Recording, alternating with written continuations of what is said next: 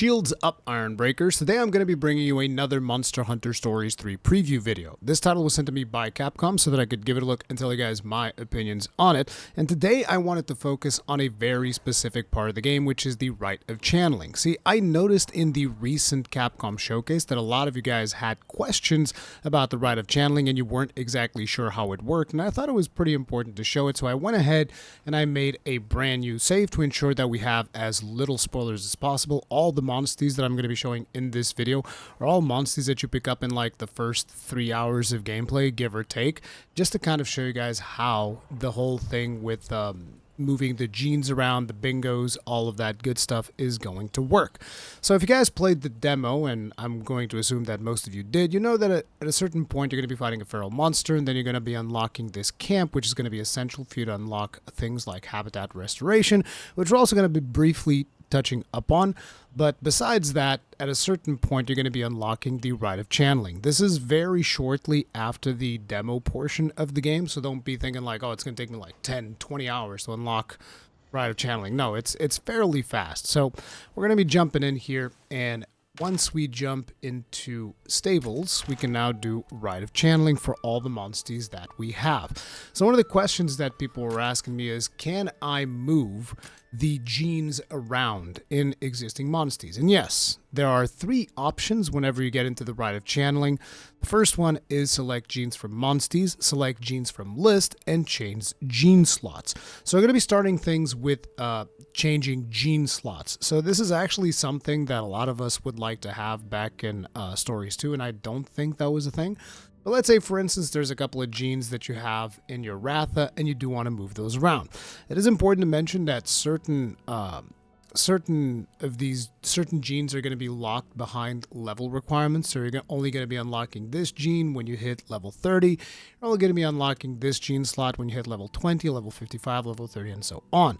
But the ones that are unlocked, you can freely move them around as much as you want. So let's say for some reason you want to go ahead and you want to move this over here. Boom, done. It's as easy as that. You can move this thing over here, and you can just swap everything around as you unlock the different slots. Now this is going to be very important because for those of you that are not aware, you're going to be able to do bingos with this thing. So bingos come in 2 varieties. So say for instance you get 3 reds in a row, then you're going to be getting a fire bonus for your monster. You can have this diagonally, vertically, horizontally, however you see fit. Besides that, if you do 3 power bingos, so like if you have 3 power slots like this, you're going to also increase the damage of your monster with power attacks. Same thing for speed attacks and technical attacks. That's the way it goes. So obviously the idea is going to be for you to specialize on like an element or 2 elements that you want to, and try to get as many bingos as you can possibly get that way. We still have the free bingo slot that you can kind of just like put in the middle, and it will make everything into a bingo, but you can only have one of those in the monster. But this should be fairly familiar to you guys, and if it's not, I mean, it's just match 3. That's it. That's the whole thing. And the more match 3s you're able to do onto one monster, the better things are going to be. You can also replace these bingos pretty much at will with genes that you already have. So we're going to finalize the placement here. It's going to save things the way that they are, and you can do this for any monster. Say for instance, you want to mess around with this one, you can move this here. We can't move anything else because we don't have any more genes on this monster, but you guys get the idea of how this works. So the way that things are going to work now is, let's say, okay, I want to get some more fire genes for my Rathalos, right? You're going to go ahead into the first one, which says select genes from monsters. And you're going to select, oh, I want to change genes around for my Rathalos, right? And you're going to select the slot where you want to put the specific gene that you want to get for your Rathalos. So let's go ahead and get that middle slot, right? And then you go and you choose monster 2. Now at this point, you can once again select genes from monsters, and this is going to let you go to a specific monster that you know has a gene that you want. Or a much better thing is you can come and you can just select genes from a list. Basically, this is going to give you the list of all of the genes that you have available to channel, and also if you press down on left stick, it's going to give you a list of all the genes that you've seen or that you know of, even if you don't have them available to use in the Rite of Channeling. So for instance, Poison Spike is one that we do not have. Now the interesting thing here is you can actually come over to Poison Spike and it'll tell you which Monstie that comes from and also where you currently have that Monstie. So Poison Spike is going to be coming from Rathians, and they're currently in the habitat of Azuria in the Sun Petal Plains. So all you got to do, go to the Sun Petal Plains, get yourself a Rathian by going into the multiple dens or hunting a Rathian down, hoping that she runs away into her own den, grabbing an egg that way, hatching her, bring her back. She's likely going to have a Poison Spike for you. Just to give you an idea. Now, there's a bunch of filters that you can do. So if you use the bumper buttons, you can choose to, okay, show me all of the power type genes, or show me all of the speed type genes, show me all of the technical type genes. Or you can also go back to all, and then you can choose, give me all the non-elemental genes, all of the fire genes, all of the water genes, all of the thunder genes. And you can kind of just like min-max your monsties that way. So let's say, for instance, we're actually looking to get ourselves into, looks like we have three attacks here that are technical, so we can have a little technical bingo. So we're going to extract that fireball from the Yankutku, and we're going to be placing it in our Rathalos. So it looks like right now we can only really do bingos up top, but we can do a triple technical bingo, even though Ratha is not super strong, because like is in terms of using technical attacks, his strength is going to be power attacks, but still, you can still do stuff like that. So we can move this here, we can move this here, and let's say we move this over here. We can actually remove some of these. So we have Venom Strike, Anti-Burn, and Fire Attack Boost. Let's say we just get rid of Anti-Burn for now, so we can actually finalize slot placement here. And actually we need to get rid of Anti-Burn. So we're going to go ahead, select genes from Monsties. We're going to select this one, and we are going to get all of these fire genes. So let's go ahead and get Fire Defense Boost instead of that, so that we can get a technical one. Boom. Change that around. Your Monstie does not get consumed when you extract the gene, so you can move stuff around between Monsties as much as you want. Now we can change the gene slots. Let's move this over here, move this over here, so that we can get ourselves a little technical 3 bingo.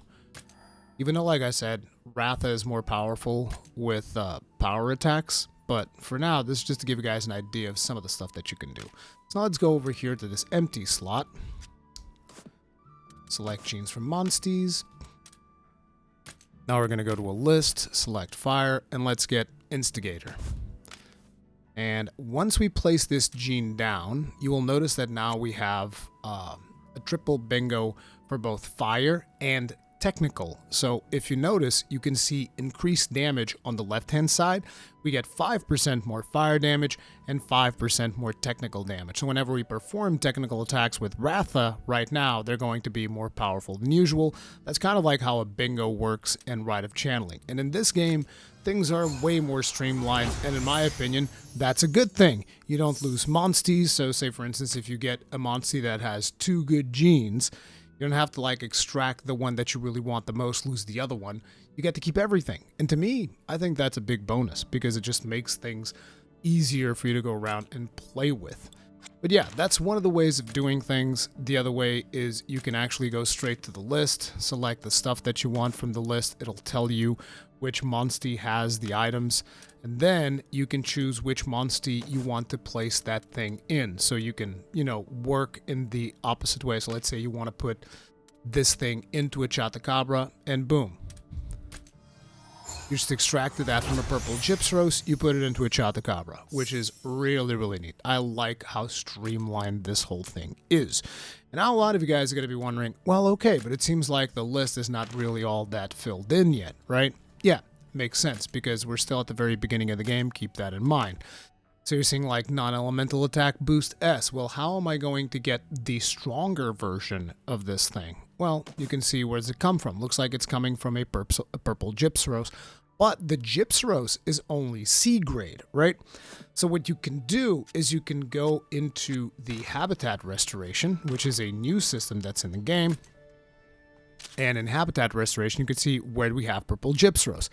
Now, because I'm at the very beginning of the game, because I wanted to have as least spoilers as possible, we don't have purple gypsros in the only camp that I've unlocked. But as you unlock more camps, as you can see, there's going to be more monsters that you're going to be showing up. So like in Broadleaf Basin, you can see that that is usually where you're going to be finding some gypsros.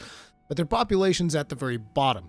So what you can do is you can release gypsros into this ecosystem, and they're going to raise in rank all the way up to S.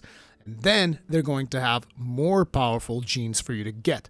So one of the first things that you want to be doing is, if you really want to min-max specific monsters, is you want to find out where they are, or you might even want to put them in different places that they're not from, because that will cause them to kind of like mutate into monsters that have a different element, which is also pretty cool. Or in some cases, even mutate to completely new versions of monsters. As I've already told you guys in my video, one of the things that you can do is if you go to the Sun Petal Plains and you raise the Rathian population, you're going to get Dread Queen Rathian. That's going to be happening in more ecosystems, and it is properly identified. But, you know, just to give you guys an idea, if we go to the Sun Petal Plains and let's say we have Yankutkus in here, right?